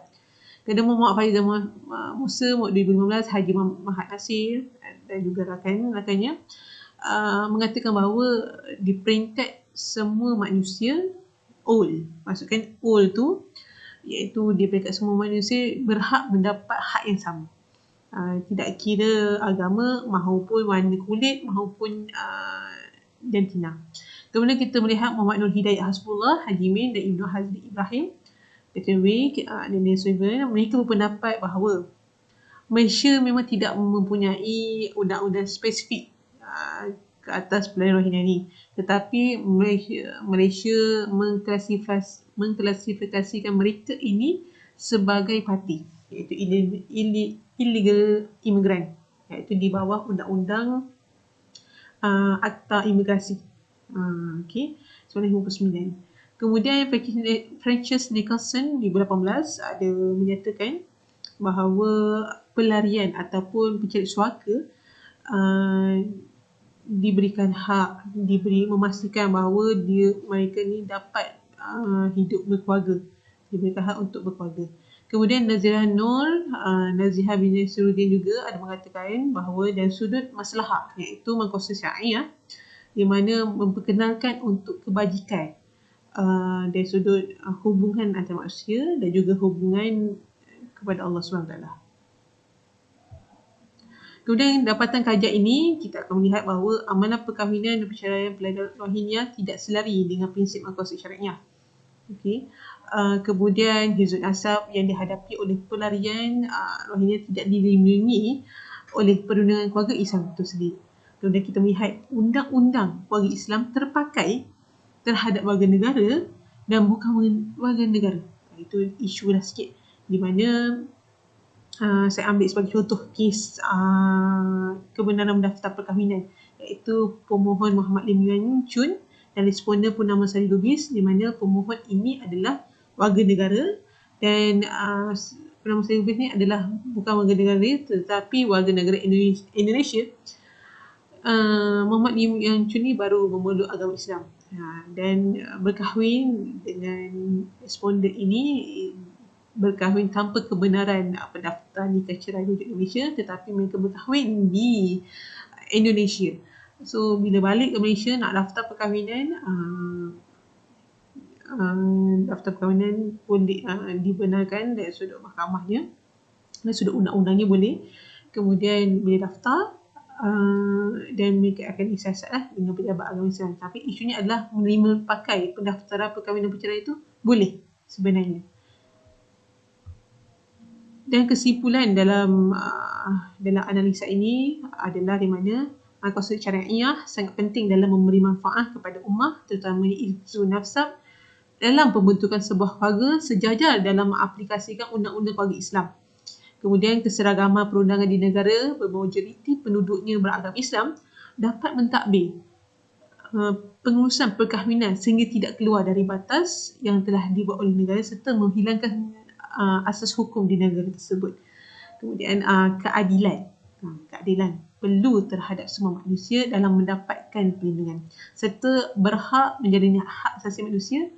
Islam menjadikan undang-undang sebagai penyelesaian yang boleh digunakan ketika diperlukan bagi Muslim dengan melaksanakan ajaran Islam itu sendiri, dan ianya perlu dijaga keharmonian dalam pembentukan individu, keluarga, masyarakat dan negara. Maka itu sahaja perbuatan daripada saya. Minta maaf saya silap. Dengan itu saya akhiri perbuatan saya. Sekian, terima kasih. Assalamualaikum warahmatullahi wabarakatuh. Kebiasaan baru new normal dalam pelaksanaan suluh, kes hadanah dan nafkah anak, isu dan cabaran. Itulah tajuk yang akan saya kongsikan kepada para penonton pada hari ini. Assalamualaikum warahmatullahi wabarakatuh. Pada hari ini hampir 5 bilion populasi dunia diuji dengan wabak coronavirus yang dikenali sebagai COVID-19, termasuklah Malaysia. Jadi pandemik ini telah menyebabkan hampir keseluruhan agensi kerajaan tidak dibenarkan beroperasi, termasuklah Mahkamah Syariah Negeri Sembilan.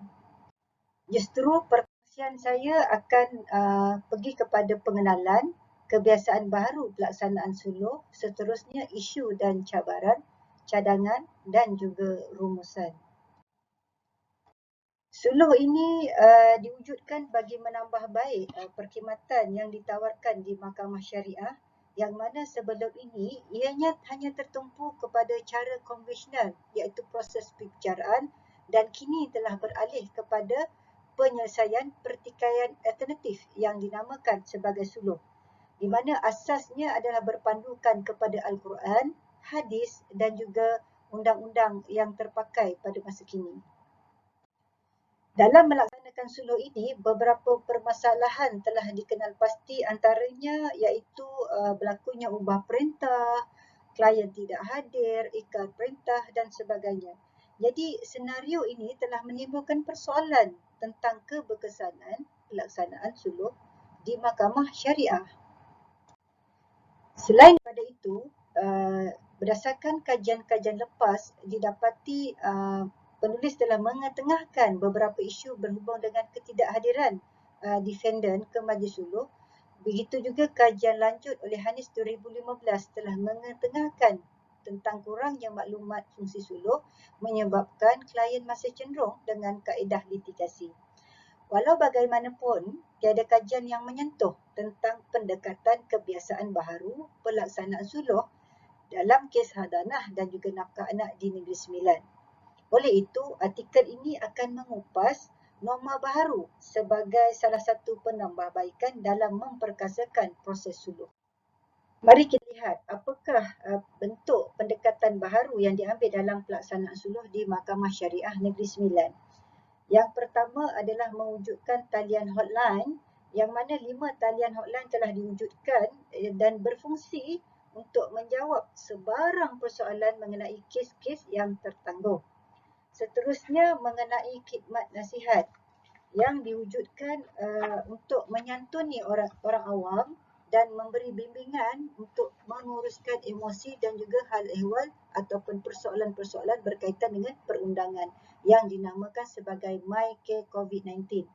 Seterusnya diwujudkan sistem semakan tangguhan kes, yang mana ia memudahkan klien untuk menyemak atau mengetahui status kes mereka sepanjang tempoh PKP berlangsung. Dengan cara mudah, sama ada memasukkan IC, nama ataupun nombor kes, maka klien sudah boleh mengetahui apakah status mereka. Selain daripada itu, dilaksanakan juga majlis suluh dalam talian. Yang ini modnya sama sahaja, sama ada atas talian ataupun secara hadir ke majlis suluh, dari segi mod perhubungan sahaja yang berbeza. Kebiasaan baharu yang lain boleh kita lihat adalah melaksanakan prosedur malam. Majlis suluh ini dilaksanakan pada malam hari, penjarakan fizikal, jumlah kehadiran dan juga melaksanakan sanitasi di kawasan-kawasan tumpuan umum, termasuklah bilik majlis suluh berlangsung. Jelaslah bahawa pelbagai pendekatan kebiasaan baharu yang diambil oleh Mahkamah Syariah Negeri Sembilan menunjukkan ataupun mencerminkan telah bersedia untuk beroperasi mengikut kebiasaan baru berdasarkan SOP yang telah ditetapkan oleh MKN dan juga KKM. Seterusnya saya akan membawakan penonton untuk sama-sama melihat apakah isu-isu dan cabaran terhadap pelaksanaan suluh, terutama dalam mengadaptasi kebiasaan baru. Yang pertama, kita pergi kepada kajian kes. Berdasarkan kajian kes yang dijalankan terhadap kes hadanah dan nafkah anak, didapati isu yang kerap kali timbul adalah berkaitan dengan kegagalan pihak-pihak untuk hadir ke majlis suluh. Selain itu, dikenal pasti juga disebabkan kegagalan untuk hadir ini, maka kes terpaksa dipanjangkan ke pendengaran mahkamah. Di sini akan timbullah isu dari segi tempoh penyelesaian kes. Kalau dilihat perbandingan, di majlis suluh, kes boleh selesai dalam sama ada 1 ataupun 2 kali tangguhan saja dalam tempoh 2 bulan, berbanding dengan pendengaran kes di mahkamah, yang mana melibatkan ada kes yang melibatkan sehingga 4 tahun baru dapat diselesaikan dengan 24 kali tangguhan. Ya. Begitu juga dengan permasalahan nafkah anak, berlaku ketidakpatuhan dan juga isu kemampuan bapa dengan keperluan nafkah anak itu sendiri. Disebabkan bapa menghadapi masalah lah dalam tempoh PKP, mungkin kehilangan pekerjaan ataupun sumber pendapatan. Secara perbandingannya, kalau kita lihat majlis suluh dengan pendengaran kes ini, sebenarnya terma-terma yang terhasil adalah sama saja, sama ada di majlis suluh ataupun pendengaran kes. Cuma kadang-kadang paradigma klien yang masih mahukan kesnya diselesaikan melalui pendengaran kes. Sedangkan kalau dilihat di sini, perbandingannya, kelebihannya adalah memihak kepada majlis suluh, yang mana dari segi tempoh penyelesaian, tempoh masa, kos dan emosi, semuanya memihak kepada majlis suluh. Yang ini statistik menunjukkan cabaran dari segi ketidakhadiran klien terhadap majlis suluh yang telah ditetapkan, menunjukkan kadar yang sangat tinggi ya tentang kegagalan untuk hadir ke majlis suluh. Isu ataupun cabaran seterusnya berkaitan dengan kecukupan sumber manusia, yang mana dari segi pengisian jawatan, pegawai suluh yang sedia ada sangat kurang, di mana pada Ogos 2020 hanya terdapat 3 orang pegawai suluh berbanding dengan 7 waran pejawatan yang ada. Jadi dengan kapasiti ataupun jumlah pegawai suluh yang terhad, terpaksa untuk membawa ataupun mengendalikan kes yang sangat tinggi, dan juga keadaan ini menyukarkan untuk pegawai suluh memenuhi tempoh penyelesaian berdasarkan kaedah tata cara suluh Mahkamah Syariah Negeri Sembilan, iaitu mesti diselesaikan dalam tempoh 2 bulan. Selain daripada itu, kesiapsiagaan mahkamah iaitu perlu menyediakan keperluan-keperluan untuk memenuhi prosedur-prosedur yang ditetapkan berbanding dengan fasiliti yang sedia ada. Contohnya kondisi kaunter yang tiada cermin, alat pengimbas suhu yang mungkin kerap kali tidak berfungsi dengan baik, dan isu untuk memastikan klien-klien mematuhi SOP dan sebagainya. Jadi untuk mengatasi isu dan cabaran ini, terdapat beberapa cadangan lah yang dikemukakan sebagai mengatasi permasalahan. Pertama, dari segi meningkatkan kesedaran tentang kelebihan suluh atas talian berbanding dengan konvensional ataupun perlu hadir ke mahkamah. Yang kedua, berkaitan dengan wujudkan panduan tata cara suluh atas talian. Jadi ini akan memudahkan lagi klien lah untuk memahami ataupun pegawai suluh mendapatkan panduan yang jelas bagaimana suluh atas talian itu dapat dilaksanakan. Jadi berdasarkan carta alih yang asal ini, saya telah mengetik tanda-tanda biru ini adalah ruang-ruang ataupun peluang untuk kita adakan suluh secara atas talian, yang mana sebelum ini dilaksanakan secara muat biasa. Seterusnya dibuat pindaan undang-undang tentang kaedah 9, kaedah tata cara suluh, untuk memperjelaskan lagi apakah yang dimaksudkan dengan bentuk kehadiran, dan seterusnya memperkasakan unit suluh. Kesimpulannya, berdasarkan bukti yang dibincangkan pada bahagian sebelum ni, jelas bahawa suluh ni adalah mekanisme yang sangat sesuai dan tepat bagi Mahkamah Syariah untuk menyelesaikan perselisihan keluarga secara damai dan juga dapat mengurangkan tunggakan kes. Seterusnya, kebiasaan baharu ini mampu menambah baik proses suluh walaupun berhadapanlah dengan isu dan cabaran sepanjang pelaksanaannya. Bahkan berdasarkan ini, kita dapat lihat suluh ini kekal relevan sebagai pilihan klien untuk menyelesaikan pertikaian mereka dengan harmoni, jimat masa dan kos. Jadi saya sudahi pembentangan ini dengan sedikit saranan: perangi COVID-19, amalkan CAPP, C, cegah dari awal, A, amal norma baru, P, patuhi SOP, P. Pantau status kesihatan semasa. Sekian, terima kasih kerana sudi menonton. Jumpa lagi, bye-bye. Assalamualaikum warahmatullahi wabarakatuh. Saya Ibrahim Mazlan daripada Akademik Tamadun Islam Fakulti Sains Sosial dan Komunikasi ITM Johor. Jadi, pembincangan saya berkenaan konsep nafkah anak menurut hukum dan hukum syarak dan undang-undang. Jadi, menurut nafkah anak menurut Al-Quran, kita petik daripada surah Al-Baqarah ayat 233. Bermakna kewajipan daripada ibu-ibu dalam menyusukan anak, 9 tahun, dan kewajipan bapa pula dalam memberi makan, pakaian kepada ibu menurut cara yang sepatutnya. Itu dipetikkan daripada surah Al-Baqarah ayat 203. Seterusnya daripada hadis dari Aisyah, katanya Hindun puteri Utsbah yang menjadi isteri Abu Sufyan datang kepada Rasulullah, kemudian berkata, "Ya Rasulullah, sesungguhnya Abu Sufyan itu seorang lelaki yang kikir, ia tidak memberiku nafkah yang cukup bagi diriku dan anak-anakku sehingga aku harus mengambil hartanya tanpa pengetahuannya. Adakah aku boleh melakukan hal tersebut?" Nabi bersabda, "Ambillah dengan cara baik dari hartanya itu sekadar mencukupi diri dan mencukupi anakmu." Jadi daripada hadis riwayat Bukhari. Okey, jadi jenis-jenis nafkah kepada anak-anak ni ada beberapa jenis lah, seperti anak kandung, anak angkat. Jadi anak angkat bidang kuasanya kita merujuk Seksyen 79 NMA Undang-Undang Keluarga Islam Negeri Johor 2003. Okey, seterusnya anak tasah taraf kita merujuk Seksyen 81 NMA Undang-Undang Keluarga Islam Negeri Johor 2003. Seterusnya keadaan nafkah anak menurut syarak dan fuqaha. Kita petik daripada surah At-Talaq ayat 7. Saya memetik daripada Quran, iaitu surah At-Talaq ayat 7 berkenaan dengan keadaan nafkah anak menurut syarak dan fuqaha. Seterusnya keadaan nafkah anak menurut undang-undang boleh merujuk Seksyen 73 NMA Undang-Undang Keluarga Islam Negeri Johor 2003. Tempoh nafkah anak menurut fuqaha secara umumnya anak lelaki sehingga mencapai umur balik dan nafkah anak perempuan sehingga dia berumah tangga.